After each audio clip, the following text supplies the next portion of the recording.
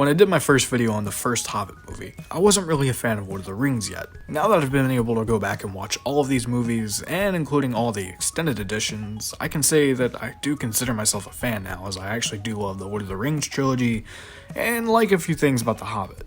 And I'll also say that Unexpected Journey is probably the only movie out of this trilogy that I would almost say love, but I really like. These two, however, are dog shit. Well, most of it. Sort of, at least. Like I said, we're taking our time examining all three movies, and I can confirm that Desolation is a movie that has a lot of good ideas, but it sadly doesn't have much else than good ideas. Wanted to make a cool action scene involving barrels? We've got that. Is the CGI good? Hell no. Want to see how amazing the CGI on Smaug is? Awesome. Do you want this character to overstay his welcome? Well, too bad, he's gonna be here for way too long. It seems like for every cool thing in this movie, there's also something that just isn't that cool that goes with it. It ends up falling up on its face. But before I go into the details, let's dive into the story. Kind of like how Scrooge McDuck dives into his coins. Believe it or not, watching Battle of Five Armies is actually way more painful than that.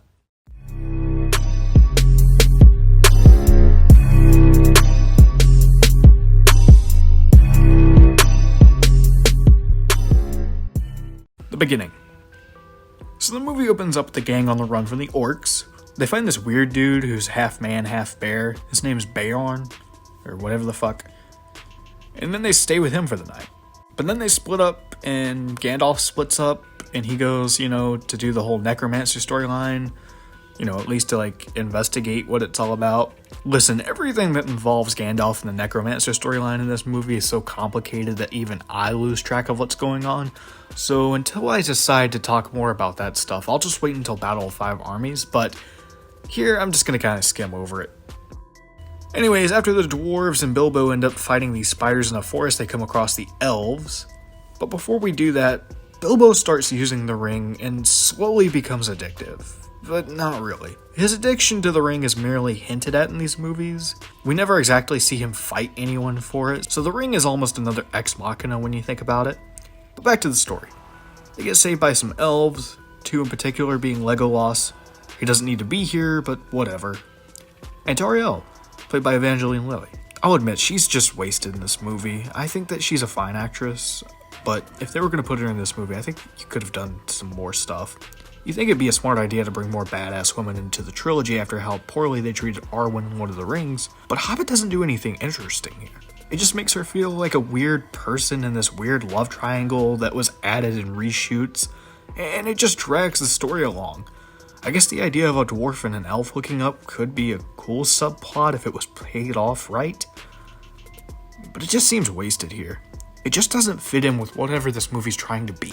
You know how in my Rise of Skywalker review I said that basically that movie just feels like it's moving way too fast. It keeps moving, you're never able to focus. Well, what if I told you that Desolation of Smaug is somehow always moving, and it always finds a way to make you feel like it's just a sloth? The barrel action scene that I was told was going to be amazing actually had me rolling my eyes. They throw gravity completely out of the window with Legolas just jumping around, and my god, there is way too much green screen backdrop in this stuff. It's so distracting. I think CGI and green screen is a very innovative way to tell a story in ways that you couldn't before, but this is New Zealand, and I get it. This scene would be very impossible to film in actual waters, so, that's why you wouldn't do it. But it doesn't change the fact that it's not good. If anything, I'd say just change the barrel scene. Just do something different and then have them fight their way on land, and then you could still have a good one. Or, better yet, what if we change the barrel scene completely and have them run through a ditch, and then we could still have Legolas hopping around top while they're still trying to make their way through this little trench area. I think that could be interesting, and you wouldn't have to change too much other than the fact that they're just not in barrels anymore. Anyways, moving on, the dwarves escape and find themselves catching a ride to Lake Town with the bard. Apparently, from what I've gathered, his character in the original book randomly kills Smaug. They decided to include him more so that we'd feel more tension when he does take on the dragon. This is a change I really like. They could have easily written him out of the story, but they don't, and I'm glad they didn't. Instead, they decide to build on his character. The only problem is that they don't build on his character as well as they should have. Too bad that next movie is so clustered that it has 1,000 things to tie up before leading into Lord of the Rings. And since he's not really mentioned in Lord of the Rings, he's clearly not high priority. And speaking of stuff that drags, this whole Lake Town bit is so uninteresting. More than half of the time we spend here feels like the movie is just wanting to stretch out its runtime, especially the orc stuff. Finally, the dragon. So Smaug almost saves this movie for me. He really does. The CGI is amazing, and the performance for Benedict Cumberbatch is just so damn good. This dude is bringing his A-game in these scenes. If you haven't seen the behind the scenes with him and mocap, the dude is just so good, and so is the dialogue. The interactions between Bilbo and Smaug are probably my favorite thing in the whole trilogy, aside from Gollum. Yeah, like I was saying, the CGI feels so photorealistic. And the way that he's shot from that perspective, you really get a perspective on how he's just so large. You feel it in these scenes. It's fantastic. But, and there's a huge but, this drag-ons for way too long. See what it did there? It's a common critique that the movie lasts too long with these two scenes, and I agree. We don't need this much of a Smaug. I think about 25 minutes could have done it justice. He's a dragon, how much more threatening can he get? And that gold shit makes no sense to me. I still can't tell you exactly what the hell is happening in this scene for sure.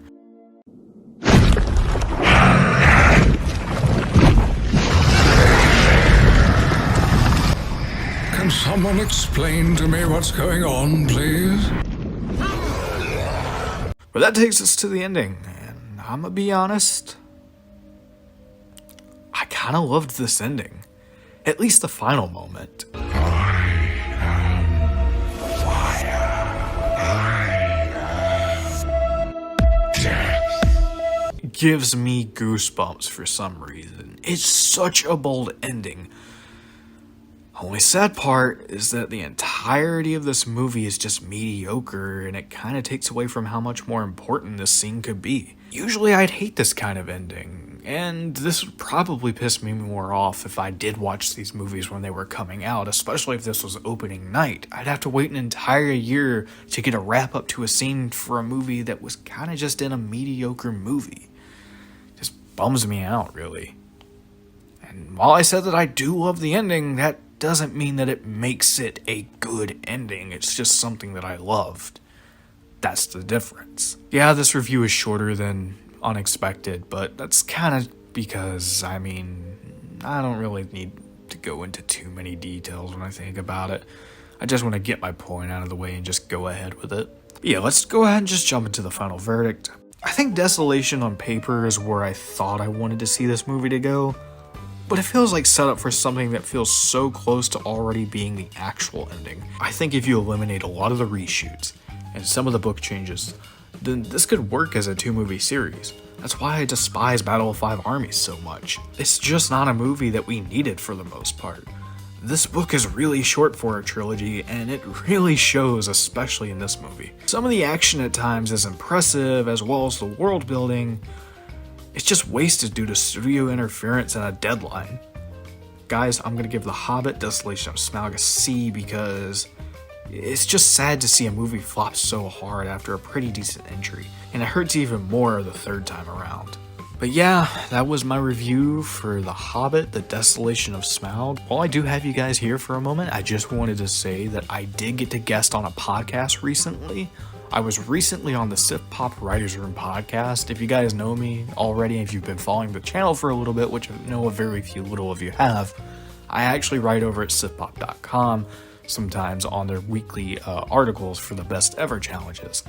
I was so thankful to get a guest spot on the podcast Sith Pop Writers Room. I talked with my buddy Aaron Schweitzer for an entire hour. We did an episode where we talked about Better Call Saul, Star Wars, Shrek, and the new HBO Max original movie American Pickle. If you guys want to go check that episode out, you can definitely go check it out on Spotify and find it under Sith Pop Writers Room. And my episode is episode 9, Alex Wants Pickles Out of His Swamp. I do hope you guys have a good day. And if you liked the video, don't forget to click that subscribe button and hit that little bell icon so you know whenever I upload a video. Alrighty, I'm gonna go work on this review for a movie that... But yeah, you guys have a good one. Amen out. Guys, I cannot tell you how excited I am that we only have one movie left. And then this whole thing, I can just put it behind me.